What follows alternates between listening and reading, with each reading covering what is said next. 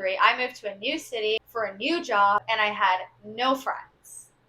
The second you get post-grad, let me tell you, that measuring stick, poof, it disappears. I choose my destiny and learning moment. Probably struggling in your first job. Felt really, really dumb. How much freaking cleaning allows you to be so much more present. Speaking about social calendar, how to make friends. Feel like you need to be productive to be happy. I'm Julie. I'm 24 years old. I've been post-grad for over a year now. Oh my gosh, that is crazy. Almost 2 years. I moved to St. Louis post-grad, not knowing a single person. I went to my college who stayed in St. Louis in my year post-grad, okay? So essentially I had zero friends. For all intents and purposes, I was moving to a new city for the first time and starting a job, a full-time career, not a unique experience to me. And I just wanted to say that to set the stage because I think that so many people are in the similar boat, whether that is moving to a new city, whether that's moving to a new job, not having any friends, whatever it is. I think a lot of people can relate to this experience. Today, we're going to talk about that first year of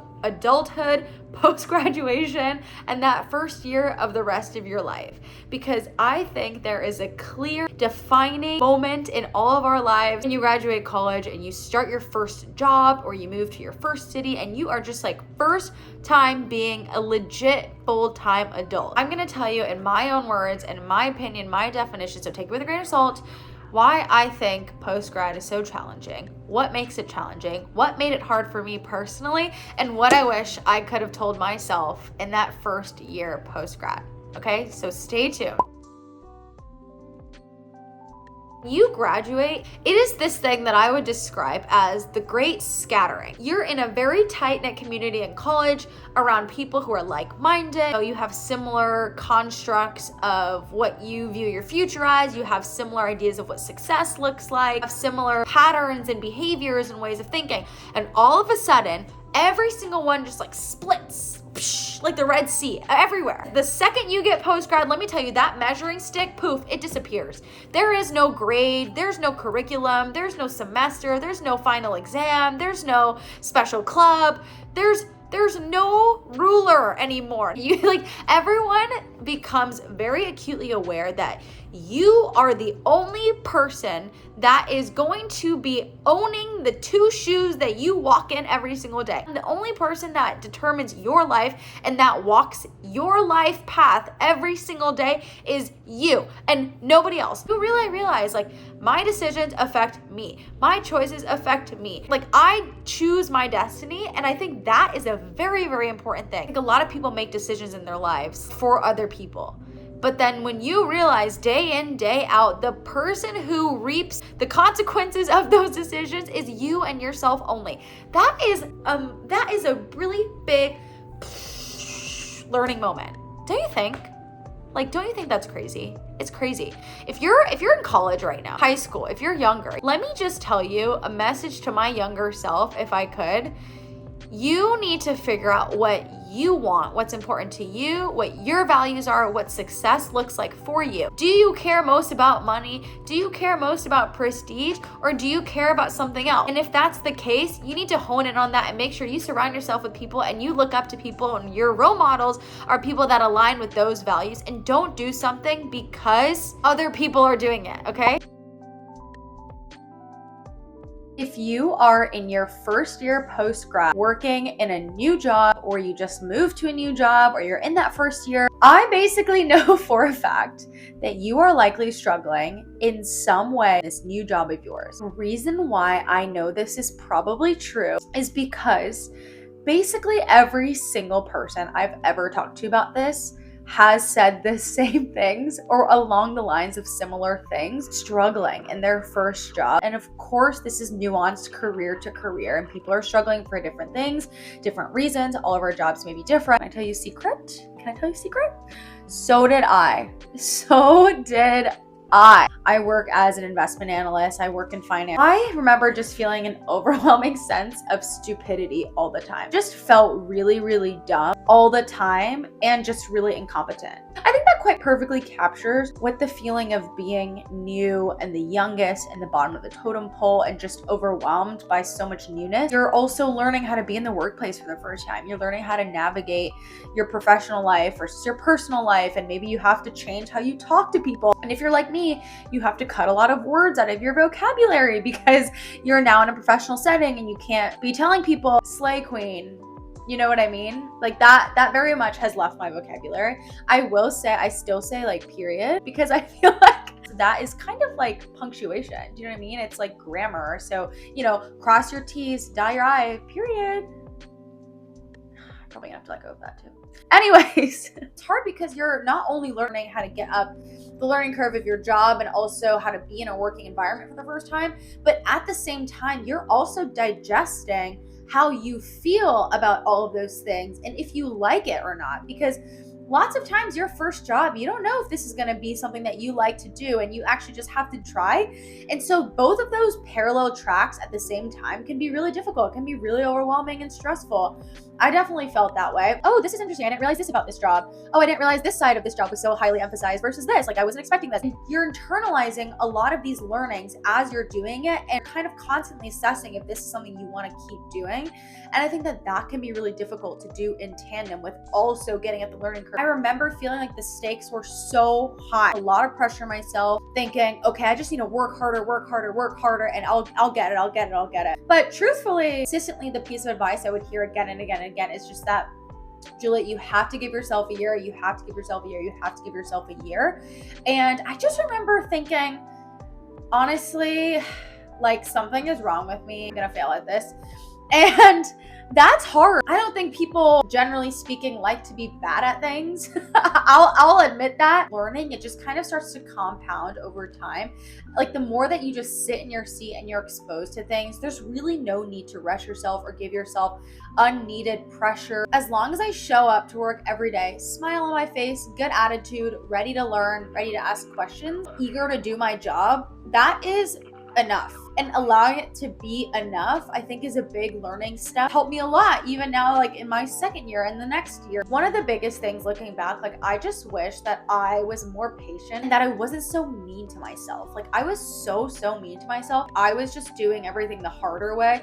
Instead, what I should have just done is sought out help earlier and just confided in people. If you're lucky to have someone at your company or wherever you work that you trust, I would definitely encourage you also just to let them know if you're struggling in a certain way, because lots of times when you're new, you also don't even know how to help yourself. I went to someone that I trusted on my team and I basically let them know I just didn't feel like I was in a good spot. I remember that feeling like a really hard thing to do, but looking back, that was so important for me and it was so necessary because they were able to kind of take me under their wing and just really help me out a lot. Generally speaking, I think people are kind and well-intentioned, and so if you just share that, at least with someone that you trust, hopefully, they'll do the right thing and try to help you out too. Knowing that you're struggling, I think, is just kind of a flag for them just to kind of look out for you. And so I think that can be really useful. But the biggest thing, honestly, is just to remember that you're small potatoes. You're literally here to learn. There's not a dumb question you can ask. And just frankly, to be kinder to yourself. Lean on the people around you. Don't be afraid to make mistakes, to ask questions, and to put yourself out there. That is the biggest piece of advice that I wish I could go back and give myself. Like literally, I would have saved myself so much time and energy just by telling myself to chill out. Literally just to chill out. If you feel like you're in that same boat, really struggling, you don't know if what you're doing is right for you, just let it unfold. My therapist likes to say, wear it like a loose garment. So just wear it like a loose garment. Don't get all tied up into it. Show up every day with a good attitude. Remind yourself your why you're there. But, at the end of the day, if I can come home and tell myself, I learned a lot and I grew a lot. And if I look back in a year and I can see all of that growth, then I feel really good about that. And that's, all that matters to me. I also want to say, genuinely empathize with anyone out there that just feels a little bit lost and just stuck, feeling like they don't know how to navigate this first year, their career, especially if you're very high achieving. It's hard because for a lot of people, it's the first time where you realize a lot of factors here are outside of my control. In school, you can study. You can get good grades. In the workplace, there's so many factors that you can't control around you. And a lot of it is just kind of learning how to navigate it. And it's so hard at the beginning because you're speaking a different language. Once you're learning a new subject matter while you're learning about yourself and how you feel about the things you're learning. Is it resonating with you? Do you like what you're learning at the same time as you're trying to be good at your job? It can be a lot to navigate. But while you learn, you can also get a lot of feedback. It's also a really valuable data point. Everyone has their own personal situations that they're dealing with. And of course, a lot of factors that are outside of your control, I can imagine. There's no one size fits all, but I think everyone who's watching this can bet on themselves. And it's never too late to take a risk or to make a change or do a new career or explore something else. Like, you're so early in life and in your career. I know it feels heavy. Really, your perspective on it and your relationship with your career is something that you can also make work for you. And so I just wanted to say that because I don't want to make light of the situations that people are going through. I know how much of a whirlwind it can be, but at the same time, just know that literally every single person who is, discovering themselves at the same time as they're discovering their identity and their career, everyone is struggling with some sort of a similar thing and aspect of their life. Oh, but this could be better. Oh, but this could be better. Like, I'm struggling here. This part is tough. Like, everyone's going through that. So at least I can give you some comfort just knowing that you're absolutely not alone.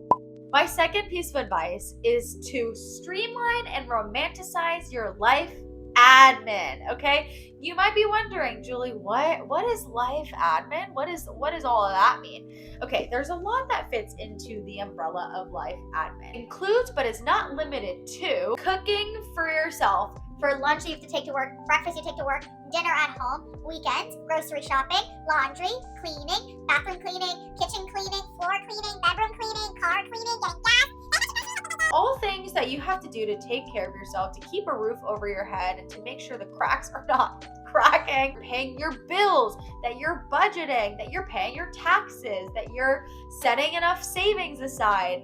All of these things I would say are life admin. Getting your mail, going through your mail, checking your email inbox and your mailbox, okay? That for some reason stresses me out so much because like previous tenants will get mail and they'll get notices and I'm like, this isn't even for me and it's filling on my mailbox. Me and my tiny violin, like I'm lucky to have a freaking mailbox. Okay, how do you romanticize life admin? Let's talk about it. When you're cooking, turn the music up, let loose and dance. Do you know what I mean? Sing to yourself. Watch TV. FaceTime a loved one. FaceTime a friend. Lay back, relax. Well, listen to a podcast if that floats your boat. 2, if you have to do things like taxes and everyone else has to do them with your friends. Like make a night out of it. Just sit together and do your taxes together. I did that last year. So much better, so much more fun. 3rd, coffee shops.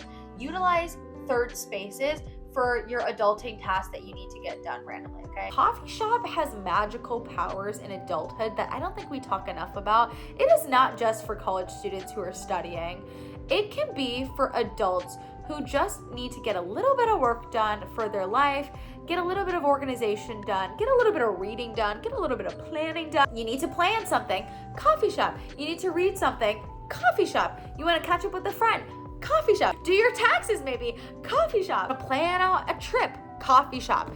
Go to a coffee shop, okay? Find your favorite coffee shop, make an activity out of it. Go to a few coffee shops, try it out, coffee hop. That is one of my favorite hobbies nowadays and I'm never going back. I love a coffee shop. It makes things so much better. Treat yourself. Life is heavy enough as it is.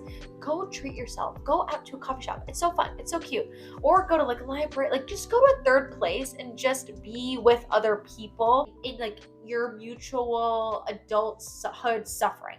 And you might be sat next to like a student who's grinding for an exam and you can look and be like, oh, at least I'm not doing that. You know what I mean? Go to a coffee shop, okay? The last big piece of life admin that for some reason absolutely plagued me in my first year was cooking and preparing food and all of the cleaning. Well, every day, all day, I was just living, breathing as a human was just to clean. Like I would wake up and then make a mess. Biggest thing that changed for me was that I stopped cooking from scratch every night, and I would cook a huge meal on Sunday. I would use my Instant Pot to cook a meal and then maybe like stir fry another meal. And then I would pack them up into boxes, and then that would be my lunch and my dinner. And then I wouldn't have to cook the rest of the week. I would always have food, just some sort of like meal prep to that extent, whatever works for you. You do need to do a little bit of experimenting, okay, to find what works for you. For me, it was just like these big meals that were easy, healthy, good nutrients, whatever. I was not cooking and cleaning every single night anymore, and it saved me so much time and energy. And so I didn't feel like I was constantly underwater and needing to catch up all the time, okay? So that is my second piece of advice. Romanticize and streamline your life admin, okay? Huge.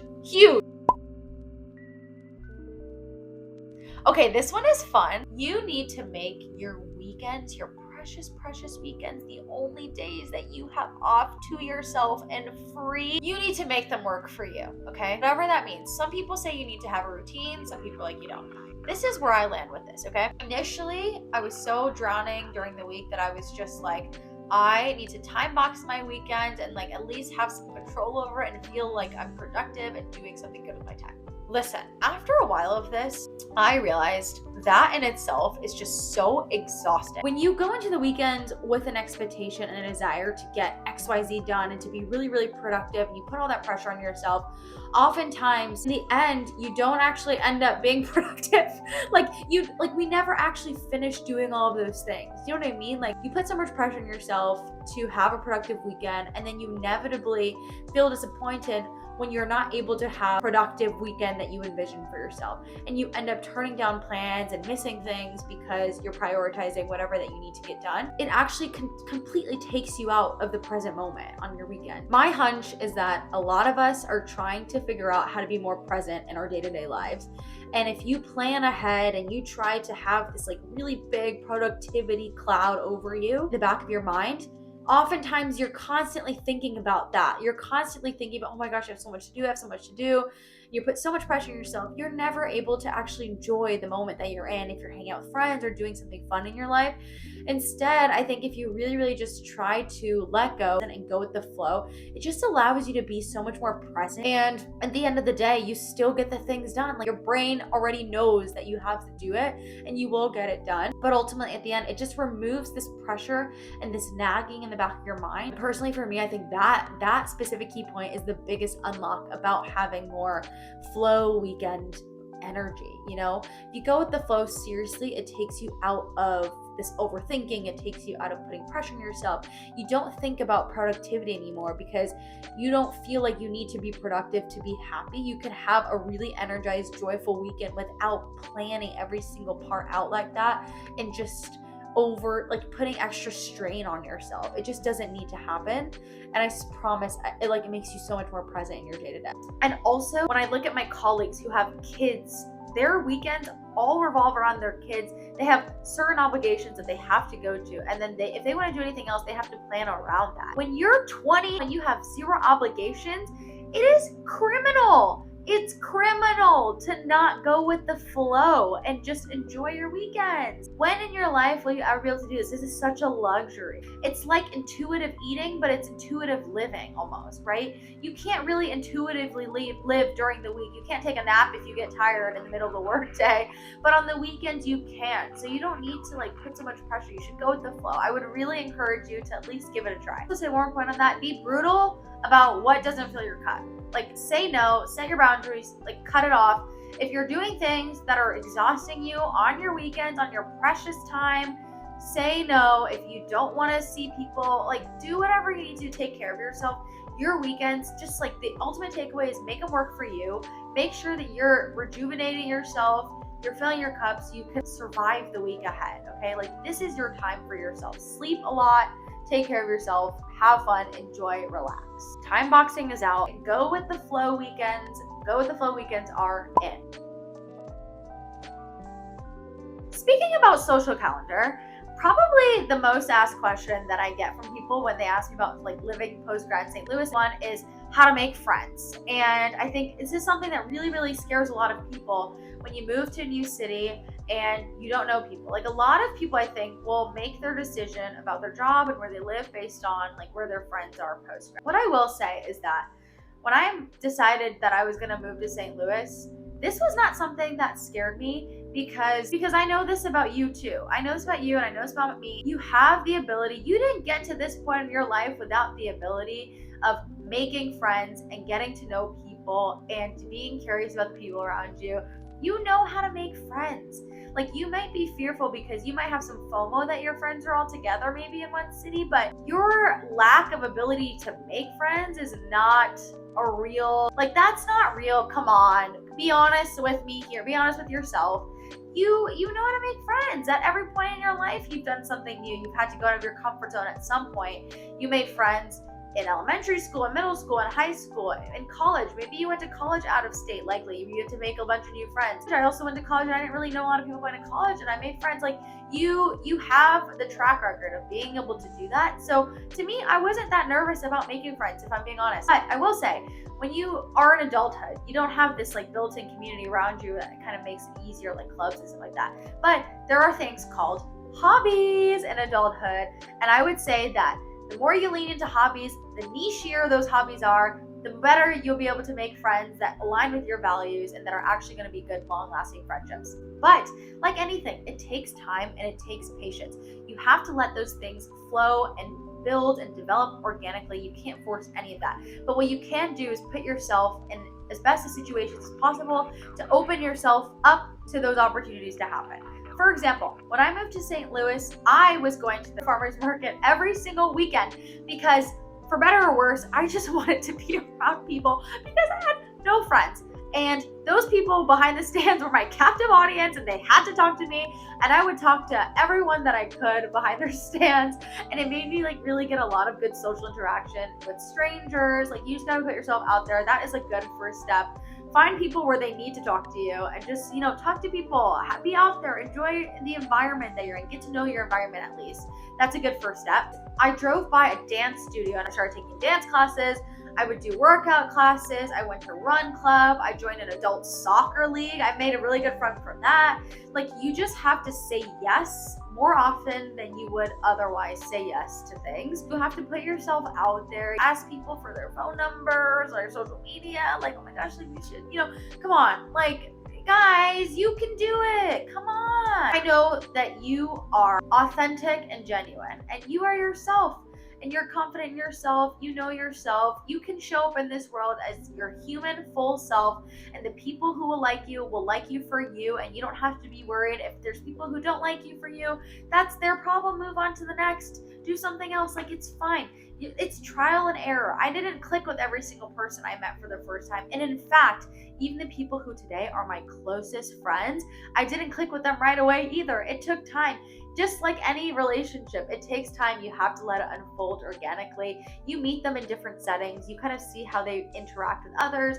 You learn a little bit more about them. You peel back the layers. You tell a secret. They tell a secret. They just how these things develop. You develop trust over time. You will make friends. I know you will. You didn't get this far not knowing how to make friends. And if anything, it's in our nature. It's in human nature to seek friendship, to seek connection. You should know that deeply in your soul and that you will be fine and you will make friends. So don't be afraid to move to new cities. You'll find your community. It just takes some time, trial and error. Maybe you do Bubble BFF. Maybe you meet friends of friends. Maybe you talk to strangers. You join different like intramural sports. You do whatever floats your boat. You can join like my friends in a poetry club. You can be in like an art club. You could do theater. You could do improv. There's so many things you could do. Just dive head first. You'll be fine. Okay, the last thing I'm going to say, and this is just more of like a general, like I think a life tip, honestly, and something that came through as a theme as I was talking to a few of my friends about their post-grad experience too, because this is a universal one. The one thing that I will leave you with is that there is beauty and joy and love all around you that exists as long as you make the effort to notice it. All you have to do is look for it and notice it and be open to it. And it is all around you. It exists in the mundane things, in your day-to-day life, in the loneliness. It exists in the newness and the change. You can find it everywhere around you, and it's all about your perspective. And I think that that's so beautiful. I was talking to my friend, and she was saying that when she moved to St. Louis, she felt a lot of FOMO because a lot of her friends were in another city, and she wasn't sure she made the right decision, and she spent a lot of time wallowing, being inside by herself. And then she said, the whole time, like, Forest Park existed right next to me. The friends, my favorite coffee shops, they were there the whole time. I just wasn't interested in knowing them. I wasn't interested in finding it. But the whole time, the things that I love, they existed and they were there. Isn't that so beautiful? Like, the love and the joy and the community and everything you're looking for, it exists around you. You just have to look for it. You just have to open your eyes to noticing it. It's all in the art of noticing, okay? And then the last thing I will say is that I would encourage you to journal and to document this time in your life, because it is such a beautiful thing to have it documented and to be able to go back and look at all of the ways in which you've grown and you haven't even noticed. In a blink of an eye, a year has passed, a year and a half has passed, 2 years passed. It's just unbelievable how much can change in that period of time. And I do a new journal every single year. I love it. I think it's a really good way to kind of reflect on your growth and be proud of yourself. So if no one's told you, look at me right now. You're capable. You can do this. I know this is a tough period. We all go through it. And these are things that I still continue to struggle with on a day-to-day basis. I think we all do. Once you enter post-grad, you just enter life. There's no more rulers. There's no more comparison sticks to your peers left and right. You don't have grades. You have money to use as a comparison tool, but that is just, that's a dopamine hit, okay? Dopamine you form tolerance to more to humans than how much money they make in their careers. That's all I have to say on that. I am getting lightheaded because I've talked so much, and I think it's time for me to go to bed. So I hope this video resonated with you in any way. I hope you take what resonates, you leave the rest, and if not, you at least feel less alone in whatever you're going through. Be kind to yourself, be gentle to yourself, take it easy, take care of yourself, take care of your mental health, your physical health, and thank you for spending some time with me, and I'll see you next time. Love, peace and love.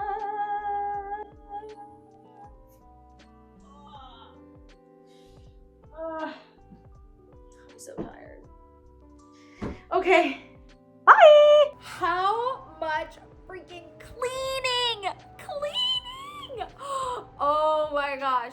Why is existing and breathing and living as a human being, why does it require so much cleaning? Like, how can one person make such a mess all the time